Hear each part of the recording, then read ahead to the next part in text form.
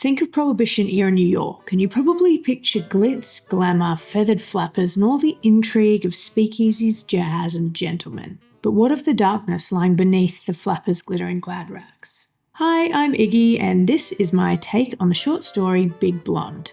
Authored by writer/poet and bona fide flapper Dorothy Parker, Big Blonde was awarded the US's Best Short Story in 1929. It's one of 3 short stories in this Penguin modern classic, and it's not the titular one, which is why the cover says The Custard Heart.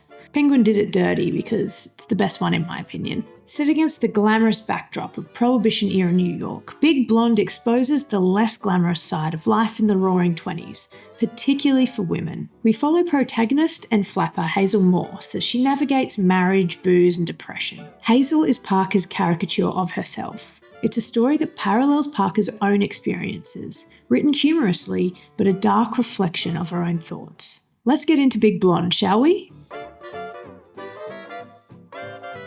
Hazel's a beautiful, busty blonde, it's in the title guys, who's employed as a model in a New York department store. She's rather vain and not one for deep thinking or introspection, but she's overall well-natured. Her model life exposes her to many gentlemen who want to date her, and she revels in evenings out spent flirting and being known as a good sport. Hazel's popularity garners her several marriage proposals, though she's totally disinterested until she meets Herbie Morse, a charming drunkard. His boozy antics amuse her and they fall madly in love, in a move that can only truly be described as gay. They're married within 6 weeks of meeting. Hazel takes to being a housewife like a duck to water. She's sick of the nightlife and the mask of being a good sport. The couple live in a little New York apartment and she leans right into domesticity, cooking, cleaning, running the house like a tight ship. She also finds immense satisfaction in finally having space to express sadness. She reads newspapers and weeps for the world's sorrows, a catharsis she wasn't allowed while keeping up the happy, fun, good sport facade. She could live in marital bliss forevermore. Herbie not so much. At first he enjoys the quiet life as a novelty, but soon gets bored with his misty-eyed wife. As time slid by, he found that there wasn't ever anything really personally the matter, and he'd say, "Ah, for God's sake, crabbing again? All right, sit here and crab your head off. I'm going out." And off he goes to get drunk, staying out ever later. Not being prone to self-reflection, Hazel's as bewildered by this as Herbie is by the change in her good sport demeanour. She loves Herbie dearly and doesn't understand why he'd want to be away from her if he loves her the same way she loves him. To dull the pain, she starts drinking, scotch in particular, something she rarely did as an unmarried good time gal. She tries to reconnect with Herbie by going out with him. It doesn't work. Intended fun nights turn into bickering, and bickering turns into massive blow-ups. They're stuck in a vicious cycle. Herbie stays out longer. Hazel gets more depressed. Hazel drinks more. Drinking causes more fights.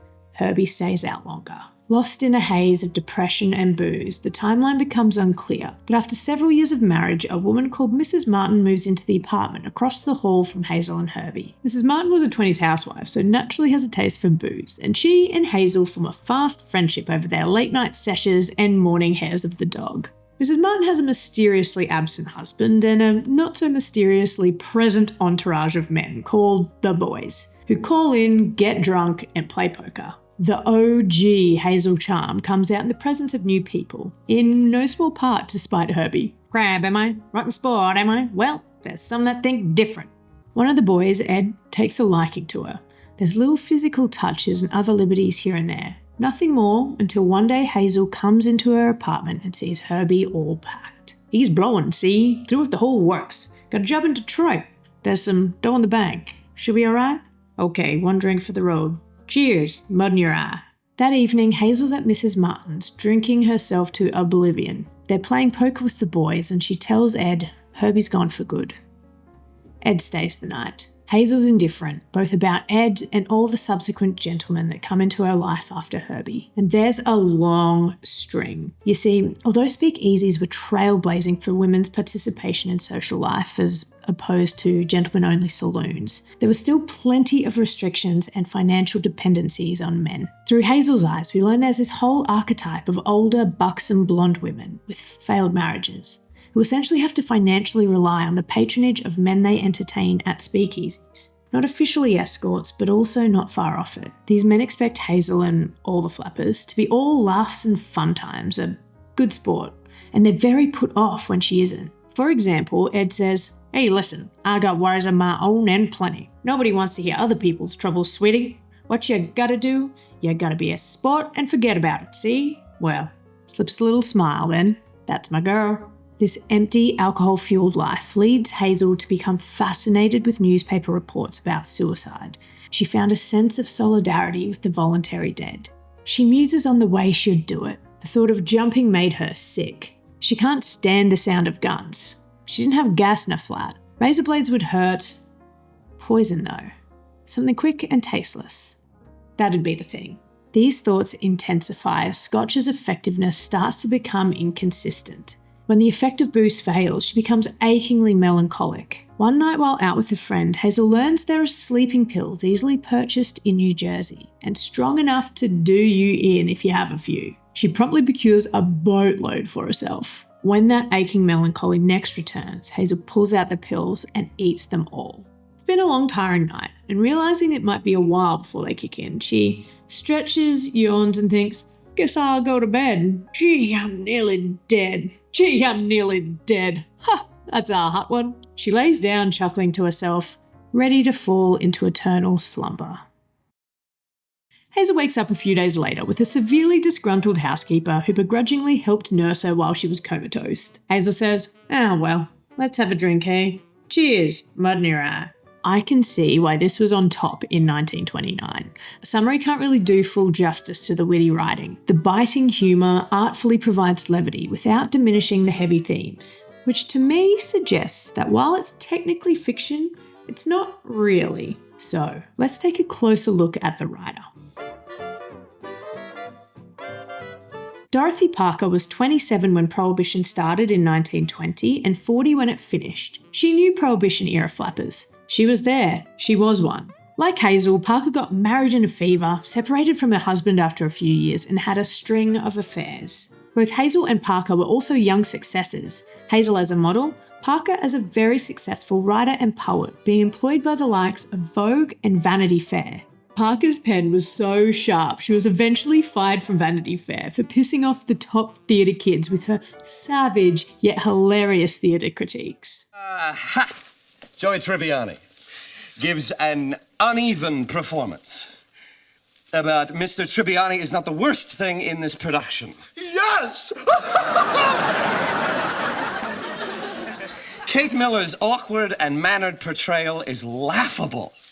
Bada. Aha, here it is. The direction by Marshall Townend is...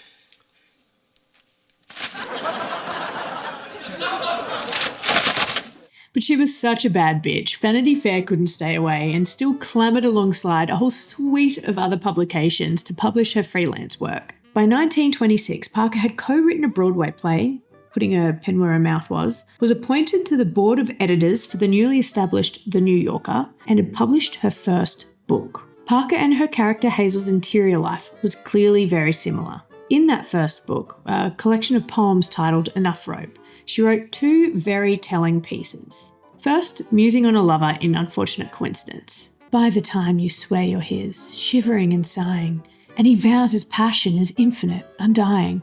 Lady, make a note of this.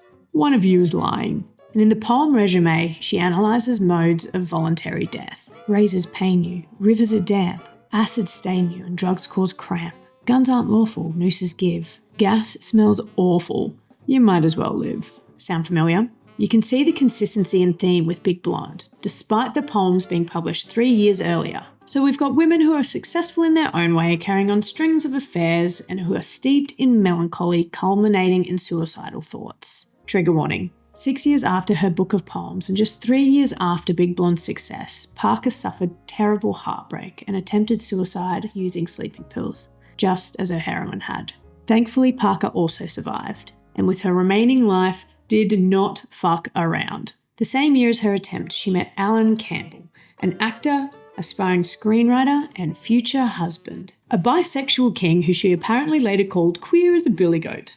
Unsure what that means for billy goats. Parker and Campbell moved to Hollywood and raked it in, writing for various studios, including Paramount. She notably co-wrote the OG A Star is Born in 1937. Yep, that movie, with 3 subsequent iterations, the latest with Lady Gaga and Bradley Cooper. It was nominated for an Academy Award for Best Writing Screenplay, though the size of her contribution is unclear as her claims to input vary from initially proud to diminishing them later in life. Parker's Hollywood run ended because while we've been talking about her writing antics, she was also a huge freaking activist, and that ramped up in the 30s and 40s off the back of a little thing called World War II. She founded and assisted organisations such as the Hollywood Anti-Nazi League and Joint Anti-Fascist Refugee Committee, plus many more. This caught the attention of the US government, who labelled her as a commie, blocked her application as a foreign war correspondent during World War II, and basically got her blacklisted from Hollywood.